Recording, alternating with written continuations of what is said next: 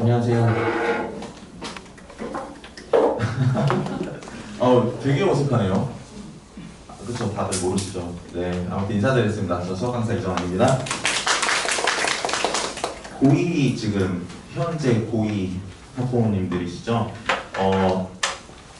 그럼 제 첫 번째 페이지에서 제 소개를 간단히 좀 드릴게요. 저 지금 온라인 강의는 대성마이메이에서 하고 있고요.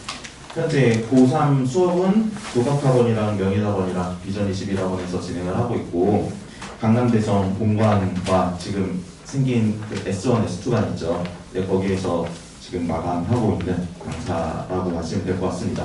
근데 제가 이제 원래 고3만 그냥 계속 해야 되는데 지금 고2를 먼저 한번 시작을 해보려고 해요. 네, 먼저 한번 수능형 반으로서 시작을 해보려고 하고, 근데 지금 1잔, 2자리가 그럼 어떤 자리인가 하고 생각을 해보면, 뭘 하실지는 선택하셨어요? 그럼 질문해도 돼요? 갑자기 다 피하세요? 네. 문과이과 그 유불리에 대해서 원론적으로 좀 설명해 주시죠. 원론적으로요? 네. 원론적으로 문과가 수학을 못하죠, 지금. 아니 그게 아니고 네. 유리하고 불리한 거예요. 유리하고 불리하고요? 네.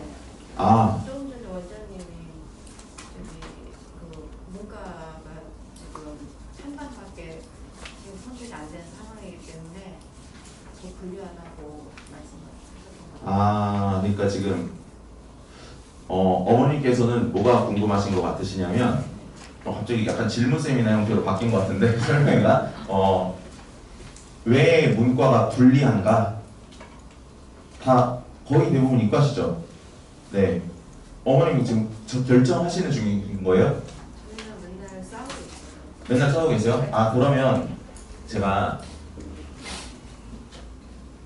센스가 있으니까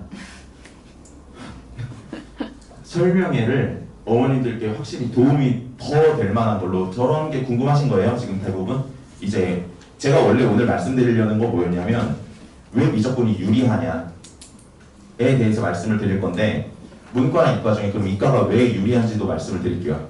일단 그 수학 시험을 봤을 때 뭐라고 해야 될까요? 아이들이 지금 수능으로 대학을 간다라고 치면은 결국 무슨 점수로 가는 거죠? 표준 점수로 대학을 가는 거예요. 그렇죠? 그럼 표준 점수가 뭐가 더 유리하게 받을 수 있냐, 이 부분에 대해서 어머니들께서 딱 아시면 결정하기가 쉬우실 텐데, 일단 이걸 볼까요? 한 페이지 넘기셔서, 제 거 자료집 한 페이지 넘기셔서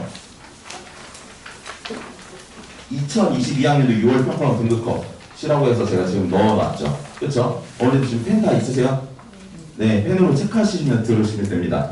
제가 이제 대성이랑 내가 두 개의 등급컷을 다 넣어놓으면서 표준 점수를 넣어놨는데, 수학 미적분 지금 맨 위에 보이시죠?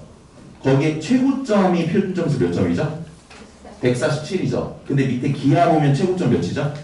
145죠. 확률과 통계는 최고점 몇이죠? 141이죠. 그럼 지금 무슨 일이 생기고 있는 거예요? 똑같은 100점인데 표준 점수가 누가 높아요? 미적분이 높죠. 그러면 지금 이 그냥 점수의 숫자만 보더라도 똑같은 100점이어도 미적분이 제일 표준 점수를 높게 받아요. 그럼 대학 갈 때 뭐가 유리한 거죠? 그렇죠, 미적분이 유리한 거죠. 1점에 의해서도 대학이 결정이 되는데, 1점이 뭐예요? 0점 몇 점으로도 대학이 결정이 되는 건데, 미적분의 표준 점수가 기하보다도 몇 점이 높아요. 2점이 높고, 확률과 통계보다 몇 점이 높죠? 6점이 높죠. 그러니까 친구가 결국에는 100점을 나온다는 전제를 깔았을 때는 미적분이 무조건 뭐하다? 대학 갈 때 유리하다. 그리고 또 하나가 이런 게 있어요. 그 공통과목 있잖아요, 어머니들. 네, 칠판 한번 봐주세요. 그 공통과 선택이 있을 때 얘네 둘은 별개란 말이에요. 얘네들은 별개예요. 그쵸? 근데 선택 과목의 집단에서 미적분이 공통 과목에 대한 점수가 평균적으로 높으면 얘네가 가산을 받아요. 무슨 말씀인지 아세요? 그러니까 집단의 평균이 높으면 과산점을 받아요. 가산점을. 그러다 보니까 결국엔, 그럼 지금 제가 강대에서도 수업을 하고 있는데, 강대에서 애들의 불만이 나오는 게 뭐가 있냐? 기하는 선택 수업이 없어요. 그 얘기는 뭐죠? 왜 그런 거죠? 강사가 없어서. 아니, 강사 많죠. 뭐가 없는 거예요? 애들의 수요가 없는 거예요. 그 얘기는 뭐죠? 애들이 잘하는 애들이 지금 다 미적을 하고 있다는 얘기예요. 재수생 애들이. 그러면 고3이 그 배를 어떻게 해야 될까요? 같이 타야죠. 같이 타야죠. 같이 타야 걔네가 일단 수학 1, 2에서 점수를 높여주면 평균적으로 올라가던 점수가. 거기에서 약간의 얻어갈 수 있는 게 더 생기는 부분이 만들어지는 거죠. 그래서 제가 오늘 이 자리에서 제일 중요하게 말씀드리고 싶었던 부분이 뭐냐면 내년에 수능을 선택하는 데 있어서 지금 미적이냐 기하냐 사실 확통 선택은 저는 이 자리에서 별로 말씀드리고 싶진 않고 미적 기하 둘 중에 저는 미적분을 무조건 선택을 하고 근데 미적분이 그럼 기하와 다르게 뭐가 문제가 생기냐면 뭐가 문제가 생길까요? 학부모님들께서 미적분을 이렇게 두려워하는 이유가 뭘까요? 난이도. 제가 그 정답률 그래서 다 넣었어요. 정답률 일단 보시면 될 것 같고 그리고 두 번째가 이제 내용이 많다거든요. 근데 어머니들께서는 지금 이 수능 준비에 대한 대응을 하시려고 오신 거잖아요. 지금 이 자리에. 그럼 미적분에 대해서 보통 겨울에 시작을 한다 치면 한 학기 지금 저랑 먼저 할 수 있는 거죠. 그렇죠? 시간의 확보가 생기잖아요. 그러니까 공부량이 많다에 대해서는 2학기 때부터 미리 대비하면 될 것 같아요. 이해 가시죠? 그러니까 기하랑 미적분이 기하가 양이 적고 미적이 양이 많아서 기하가 적으니까 다른 과목에 더 투자할 수 있겠다 라는 걸로 기하를 선택하는 거란 말이에요. 보통 기하를 선택하는 경우가. 근데 그런 생각은 안 하셔도 된다는 거죠. 2학기 때부터 준비를 하게 되면. 이해하시죠? 제가 설명 잘 못하나요? 저 설명 되게 잘하는데? 이해가시죠? 네. 그렇죠? 네, 그래서 미적분으로 제가 지금부터 설득을 해볼 테니까 설득 당하시면 돼요. 네. 그럼 아까 등급 컷에서 일단 미적분 한번 설득 드린 것 같아요. 그리고 옆으로 넘어가 보시면은 지금 채점 결과 및 정답률 보기에서 제가 대성마이맥인데 메가스터디 걸 가지고 왔어요. 대성마이맥은 전체 정답률이 안 나와요. 사이트 내에. 그래서 제가 메가스터디 걸 가져왔는데 어디에다가 체크를 하시냐면 일단 수능 시험에서 지금 변별되는 문제가 몇 번이냐 하고 생각을 해보면요. 15번 변별되는 문제고 그 다음에 이제 또 하나가 22번 30번 이렇게 이제 생각을 하시면 될 것 같아요.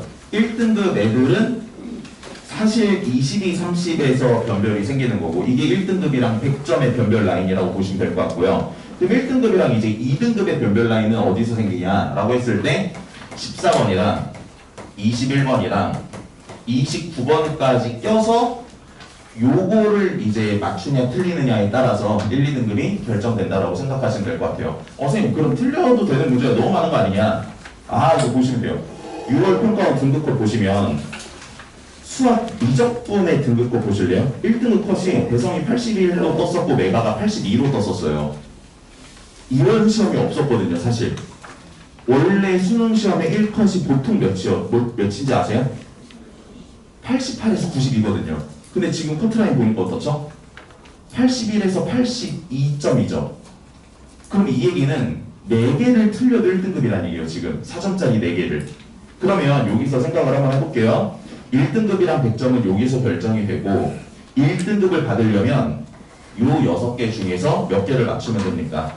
일단 2개를 맞추면 되는 거예요. 제일 난이도가 높다는 문제들 중에서 2개를 맞추면 되는 건데 근데 이제 이게 난이도 조절 때문에 92까지 갈 수도 있으니까 그러면 결국 안전하게 1등급을 대비하기 위해서는 요거 맞추고 사실은 요거 틀리고 나머지 다 맞춰도 뭐가 되는 구조다? 1등급이 나오는 구조다. 근데 요게 밑에 기하를 보면은 기하는 1등급 커트라인이 86라인이에요. 미적은 아까 1등급 커트라인이 몇 라인이었죠? 82였죠. 근데 지금 기하가 86점대죠. 그럼 어때요? 한 문제 사실 더 틀려도 1등급이 나올 수 있다는 거거든요. 그럼 이 얘기를 들었을 때 어머니들께서 또 미적분이 유리할 수 있겠다 라는 생각을 가져가셔야 되죠. 왜? 실수를 하나 해도 1등급이 나올 수도 있는 거니까. 다 무슨 말인지 이해하셨죠? 네, 그래서 저는 이제 뭘 말씀드리고 싶냐면 그럼 미적분에서 결국에는 이 29번, 30번 요게 이제 미적분 선택 과목 때 출제가 되는 번호라고 생각을 하시면 되는데 이거에 대해서 난이도가 옛날에 30번이 어땠어요? 30번의 난이도가 무리하게 높았었단 말이죠. 근데 지금 30번의 난이도가 무리하게 높지 않다는 거예요. 그러니까 제가 작년까지 하나 되더라도 그럼 2학년 2학기 때 뭘 준비해야 되냐 라고 하면 애들이 30번을 풀 실력이 2학년 2학기 때 안 만들어질 가능성이 높기 때문에 2학년 2학기 때는 수학 1기에 오히려 더 집중을 하자라고 했는데 그때 그 생각을 했었던 이유는 30번의 난이도가 너무 높았으니까 과거에. 근데 지금은 생각이 완전히 바뀌었어요. 2학기 때 내용이 많은 미적분에 대해서 대비를 먼저 해놓는 게 맞겠다. 왜 그런 생각이 들었냐? 이거 정답률 보시면 요게다 이제 체크하세요. 문제 21, 22번에 체크 동그라미 한번 해보실래요? 21, 22에 그리고 옆에 정답률 있죠? 정답률 한번 체크해보세요. 지금 21번 얘 정답률이 19% 22번 정답률이 몇 퍼센트죠? 몇 퍼센트? 어딘지 아시죠? 네, 9%. 그리고 한쪽 넘기셔서 29번, 30번 한번 보세요. 29번은 정답 몇 프로죠? 33%죠. 그쵸? 어때요? 훨 높죠? 그리고 30번 정답을 한번 보세요. 몇 프로죠? 11%죠. 어때요? 22번보다 30번의 정답률이 높죠. 그럼 예전이랑 다르게 지금 경향이 어떻게 되고 있다는 거예요? 30번이 22번보다 지금 쉽다는 얘기예요. 그러면 결국에는 2학년 2학기 때 뭘 잘 준비해 놓는 게 좋겠냐? 저는 이번에 딱 수업의 목표가 그거예요. 23번부터 이제 선택 과목에서 시험이 나오는데 2학년 2학기 때 수능 기출 문제를 먼저 분석을 함으로써 30번까지를 먼저 맞출 능력을 만들어 놓자는 거죠. 다 23번부터 30번까지 다 맞출 능력을 언제 만들자? 2학년 2학기 때 만들어 놓자는 거예요. 일주일에 한 번씩 저랑 같이 공부를 하면서. 이게 옛날엔 안 됐던 이유가 뭐라고요? 30번이 너무 어려웠으니까. 근데 지금은 어떻죠? 미적에서 제일 어렵다는 29번, 30번의 정답률이 공통에서 어렵다는 번호 때보다 정답률이 어때요? 훨 높아요. 그럼 원래 과거에는 요 번호를 대비하는 게 맞았는데 2학년 때는 지금은 2학년 때 얘를 대비하는 게 훨씬 더 합리적이라는 거죠. 이해하세요 다? 네, 그래서 제가 이번에 2학년 2학기 때 애들을 끌고 가서 뭘 할 거냐면 23번에서부터 30번까지를 맞추는 공부를 같이 애들이랑 해보려고 합니다. 근데 여기서도 확실하게 좀 약간 약속드릴 수 있는 부분은 뭐냐면 30번은요 애들이 문제를 보고 쪼는 게 아니라 뭘 보고 쫄죠? 그 30번이라는 번호를 보고 쫄아요. 번호를 보고 쫄아요. 이게 이 정답률이 나올 그 난이도가 아니었거든요. 사실 6월 달에 난이도 자체가 옛날에 비해서 훨씬 쉬워졌단 말이에요. 그러니까 지금 재수하는 친구들의 생각이 어떻게 바뀌고 있냐면 30번이 내가 고3 때 가지고 있던 그 30번의 어려움 때문에 틀렸구나. 올해 수능에서 30번을 오히려 맞춰야 되겠구나 라는 생각으로 애들이 많이 변하고 있단 말이죠. 어머님들께서 지금 흐름이 그렇게 변하고 있다는 걸 알고 계셔야 돼요. 30번은 맞출 수 있는 문제다. 난이도가 30번이라는 번호 때문에 높게 느끼는 거지 내용적으로 높게 느끼는 건 아니다. 그래서 확실하게 일단 23번에서 29번까지는 2학기 때 무조건 잡을 수 있는 공부를 시키셔야 되고 30번 같은 경우는 학생에 따라서 조금 다를 수가 있잖아요. 그렇죠? 근데 얘도 내년에는 풀 수 있을 만한 실력을 만들어 놓는 게 맞다. 최소한 실력을 만들어 놓는 게 맞다.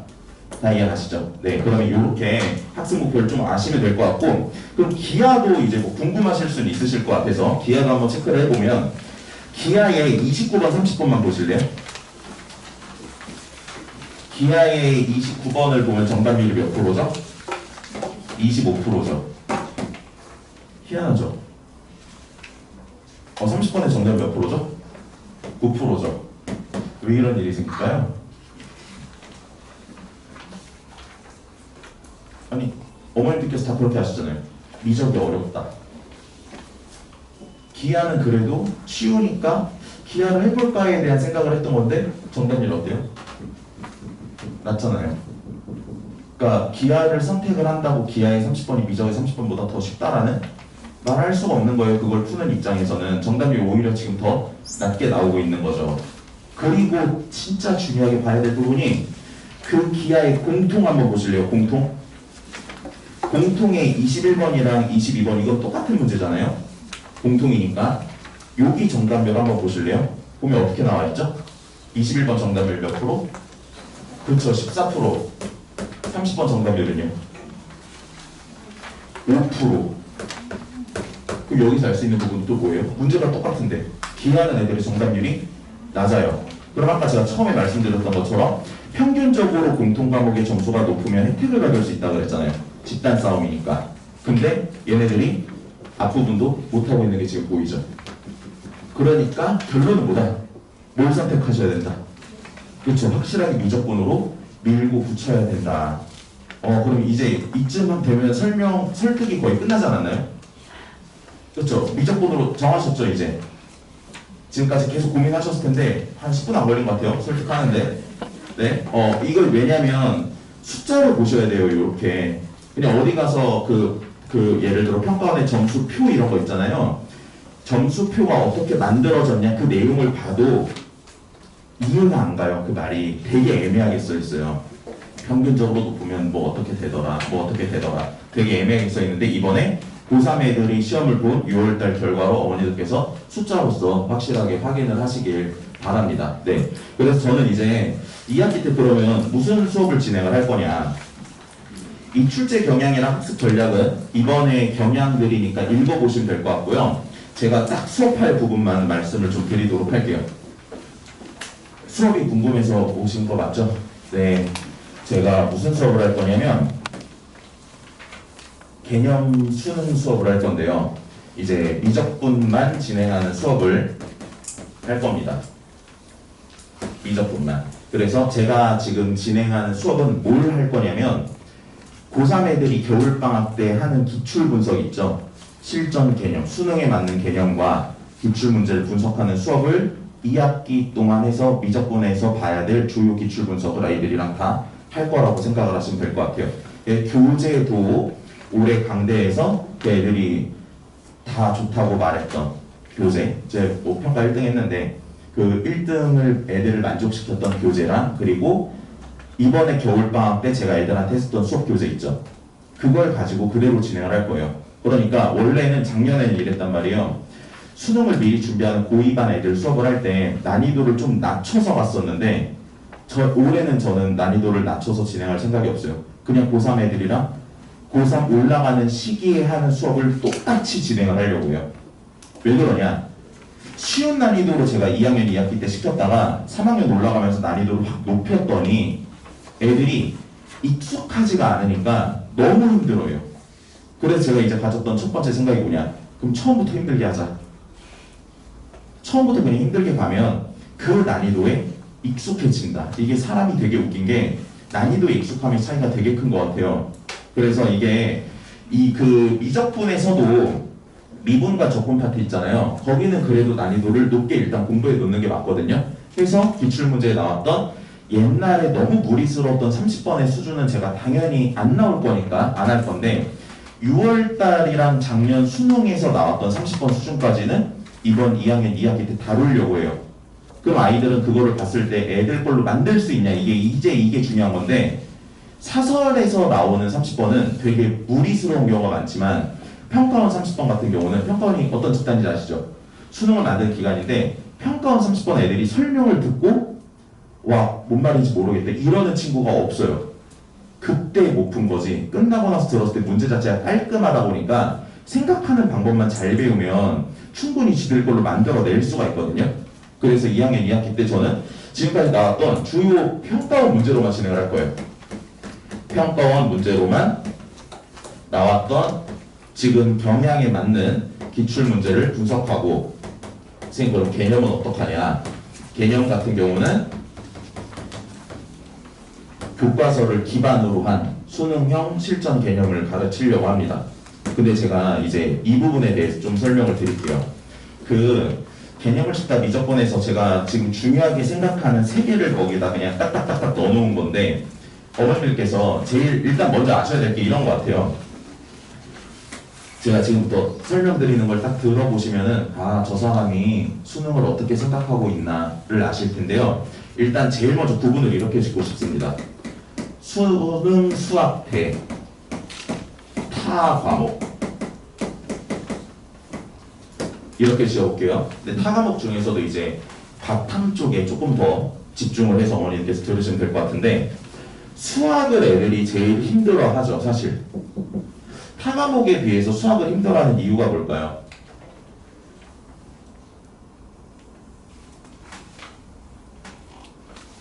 좀 도와주세요. 왜 힘들어할까요? 이건 애들이 암기해서 풀잖아요. 외운 내용을 토대로 그냥 번호를 찍으면 되잖아요. 근데 그게 시험 시간에도 보시면 알겠지만 바탕은 30분에 20문제를 풀죠. 수학은 100분에 30문제를 풀잖아요. 근데 바탕을 30분에 20문제를 푸는 거지만 30분에 20문제를 풀면 1등급이 나올까요? 안 나와요. 보통 1등급이 나온 애들은 20분 초반대에는 무조건 다 끊어요. 그럼 그 얘기는 뭐죠? 보자마자 답을 막 찍는 식으로 출제가 된다는 거예요. 근데 수학 같은 경우는 그렇게 출제가 안 된다는 거죠. 근데 애들의 문제점이 뭐냐?